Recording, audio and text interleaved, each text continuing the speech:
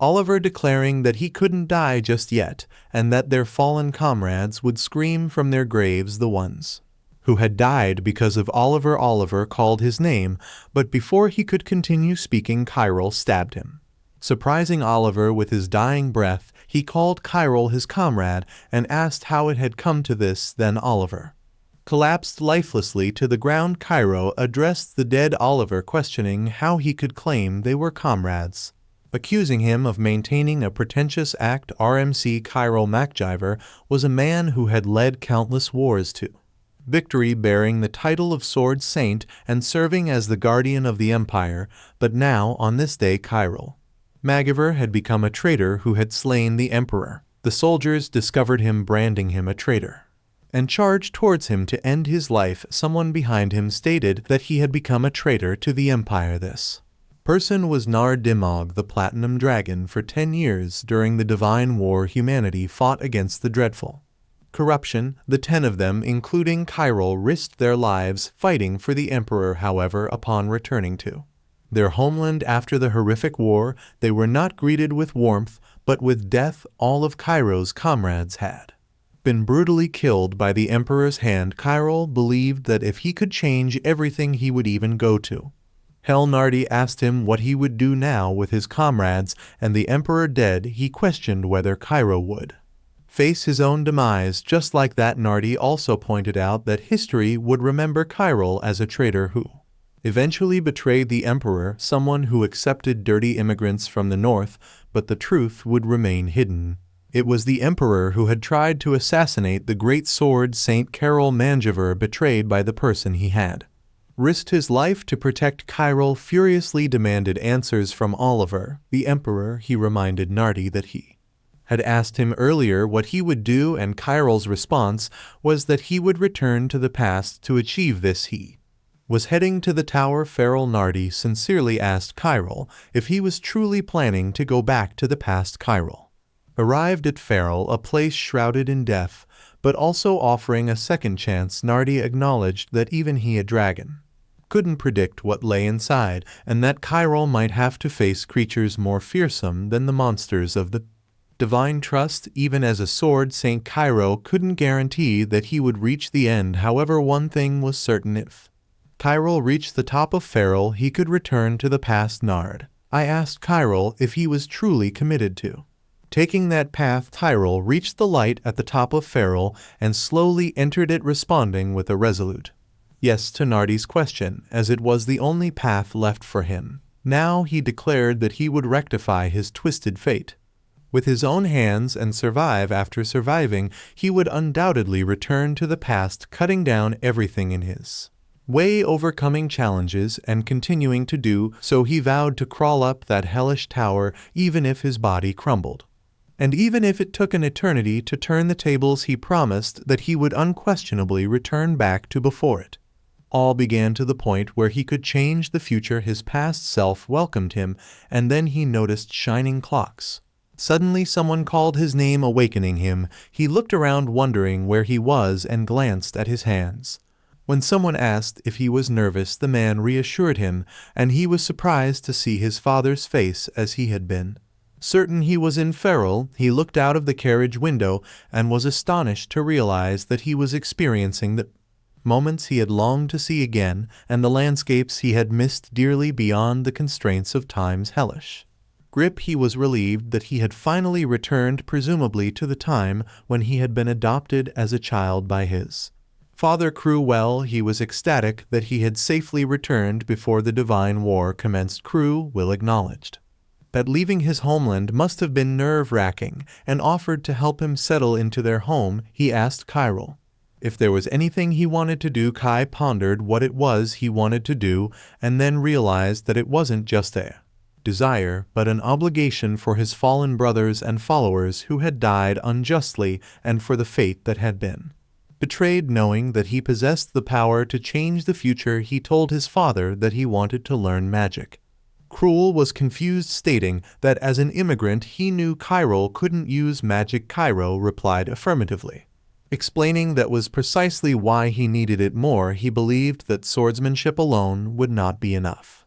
With a bloody war on the verge of erupting, he had to ascend to the pinnacle of power not only with his sword but also with magic. He vowed not to repeat the failures of his past life. Clenching his fist, he declared that the god of Eula should watch him closely. Confidently, he believed that he would unquestionably change the future crew. Will asked Chiral if he knew that immigrants were born without magic. Cruel MacGyver, a commander of the empires, Blue Knights and one of the only 5 swordmasters on the continent, told Chiral that he must want to take revenge on him. Under the Emperor's Edict of Heresy, he revealed that he was the one who killed Chiral's triumph, and his father Crew will explain that he had taken Chiral, and because he recognized him as a great warrior, a child of Kaliak. Loosening his necktie, Cruel told Cairo that perhaps his anger towards him would make him stronger, and he challenged Chiral to prove it to him. He reminded Chiral that he was the one who had taken him in the Magiver family, and that Chiral should show him the talent he inherited from his father. They arrived at MacGyver Palace, and Crew will instructed Chiral to follow him. They were met by 5 men, and Crew will explain that they would be Chiral's new brothers. He introduced Markiver as the eldest and only biological son among MacGyver's children who had died miserably during the Divine War in the past. Chiral shook Mart's hand, introducing himself as Chiral as Cruel walked upstairs. He mentioned that Chiral must be tired from the journey and offered to show him to his room. They remained silent for a moment, and the other 2 men introduced themselves as Elliot and Jake. Seeing their faces reminded Chiral of the time when they had also died to the Divine. Clenching his hand, he made a firm resolution that he would change their fates and prevent their deaths. With determination, he walked upstairs to alter the future that had been foretold. Later, the siblings trained together. While discussing what the new guy Chiral was doing, one of them remarked that Chiral seemed to be exploring the mansion and asked the others for their thoughts. Tyron overheard them mentioning that he was an immigrant while Elliot was training with Mart. He expressed his concerns about Chiral, questioning whether bringing an immigrant into the family was too much, and if it defied the Emperor's command to kill the enemy. Mark told Elliot that he was overthinking things, and they resumed their training. During the training, Mart surprised Elliot by launching a sudden attack and managing to disarm him. Pointing his sword near Elliot's neck, Mart told him that they were all in the same boat and reminded him that Cairo was their youngest brother. Elliot realized that Mart truly considered them brothers, even accepting immigrants, and believed that Mart was the true heir of their family. Their other brothers expressed their reservations about Chiral being an immigrant, but Mart replied that they would have to see if saving Chiral was more valuable than obeying the Emperor's edict. One of the brothers speculated that their father would not include Chiral in the succession. Mart handed his sword to Elliot, dismissing the idea and telling him to stop thinking and start training. Just then Chiral arrived, and Mart was surprised to see him glaring at him. He wondered if Chiral was trying to provoke him. Mart asked Chiral if he knew how to use a sword, mentioning the rumors he had heard about immigrants from the north tearing people apart with their hands. Wart challenged Chiral to give it a try instead of just watching, and Chiral responded that he would be glad to and would be happy to respond if Mart was serious. Elliot thought that Chiral was a crazy bastard and wondered why he was provoking their older brother. The other brother was also angry and questioned if Chiral had come there just to cause trouble. Mart was momentarily speechless, but then angrily threw a sword toward Chiral. Chiral caught it and agreed to the challenge. Mart pointed his sword at Chiral, stating that whether he liked it or not, Chiral would have to live there, and as his elder brother Mark would teach him the laws of the Empire. Chiral realized that it was the Mana Blade and smiled, realizing that Mart had fallen for such a petty provocation. The plan he had formulated while climbing Pharaoh for an eternity in the first step you'll take to change the future is Mart McKiver. Mart furiously attacked him, but he swiftly blocked the attack with his sword, causing them both to retreat. He couldn't help but be impressed by Mart's skills as an heir to the prestigious Mangiver House. Mart's abilities were unquestionable, however. He remained confident that Mart's lack of real Combat experience would be his downfall. He had no choice, but to make Mart understand this, he warned Mark that if he didn't make the first move, he would. Wart's anger flared, and he charged toward him, hurling insults at him. Mart swung his sword, but once again he skillfully parried the attack. Upon closer inspection, he noticed weaknesses in Mart's technique. Despite his initial speed and sharpness, retreating his sword, he launched a punch toward Mart, catching him off guard. The blow landed squarely on Mart's face, causing him to drop his sword. He knew that ultimately Mart's lack of combat experience couldn't be overcome. Mart fell to the ground in pain, and Elliot, worried for his brother, attempted to attack him. However, Mart stopped Elliot and instructed him to stay put, extending his hand to help Mart.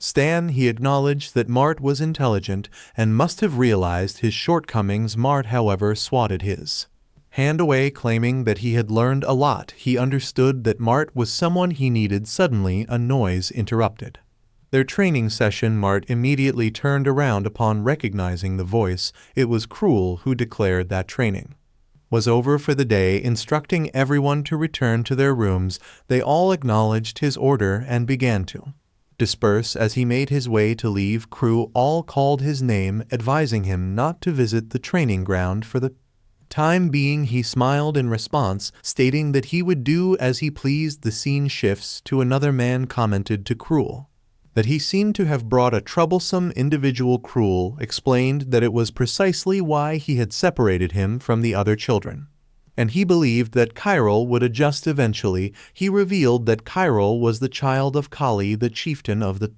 Black Eye tribe, emphasizing that a lion doesn't give birth to a kitten. Curious, Cruel asked the man for his opinion of Chiral. The man responded, praising Chiral is a true child of the Black Eye tribe, known for their exceptional swordsmanship. He possessed a sturdy skeleton, flexibility, and even the distinctive rhythm of the tribal warriors. The man believed that if anyone were born for the sword, it would be Chiral. Cruel mentioned that if Chiral were an imperial, he would likely have claimed the title of youngest swordmaster. Meanwhile, in his room, he knew that Cruella would be leaving for the imperial palace in a week. Glancing at his reflection in the window mirror, he realized it was his only opportunity. He remembered Narda's words expressing surprise at how a mere human like him could handle a sword so well. Nardi had believed that he might even surpass his father soon. Regrettably, if only he had known earlier that he was a member of the Magaver house, he could have acquired magical powers with Narda's help. Grateful to Nardi for opening up a path he couldn't access before, he was determined to make the handup's fate that Nardi had taught him his own. The following day, Lady Isabel Escher, Cruel's wife, confronted him, angrily questioning whether it was true that an immigrant child without any magical bloodline wished to learn magic. She worried that Chiral might have ulterior motives, suspecting that he knew her family had a long lineage of mages. He assured her that this was not the case, reminding her of the past when he was aided by Kali. He emphasized that Chiral was the son of his friend Kali, and if Chiral desired to learn, the least they could do was not hinder him. He viewed it as a courtesy to Kali, even though he understood it was an impossible task. Later, they gathered around the long table for a meal. Lady Isabel addressed him directly, confirming that he was Chiral, and expressed surprise that he wished to learn magic as reported by the Count. This revelation startled Elliot, and Mart. Elliot questioned whether it was even possible for an immigrant to learn magic.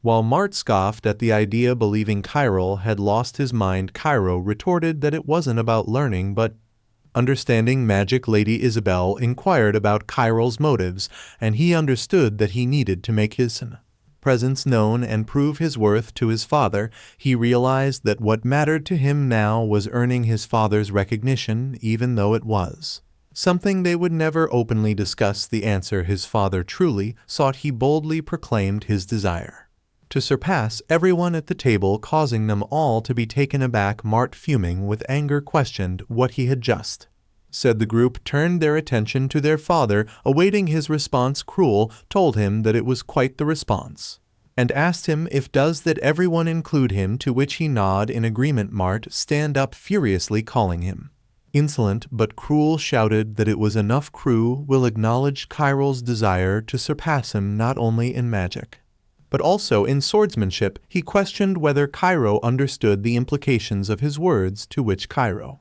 responded with a firm affirmation. Cruel smiled proudly, remarking that Chiral's audacity aligned perfectly with the spirit of the Magiver House. He informed Chiral that the Magiver House possessed the library called Inari Housing Books on magic. He encouraged Chiral to feel free to read them, much to Lady Isabel's dismay. However, Chiral thanked his stepfather, appreciative of the opportunity. Later, inside Inari, he read the books and realized that there was little of value to be found. He questioned whether Cruel truly believed that he could master magic merely by reading these books. He pondered whether Cruel was playing a prank on him, but he recognized that a prank wasn't entirely out of the realm of possibility. Although he had treated Honorary lightly in the past, he knew that within its walls lay the key to his reincarnation, the heart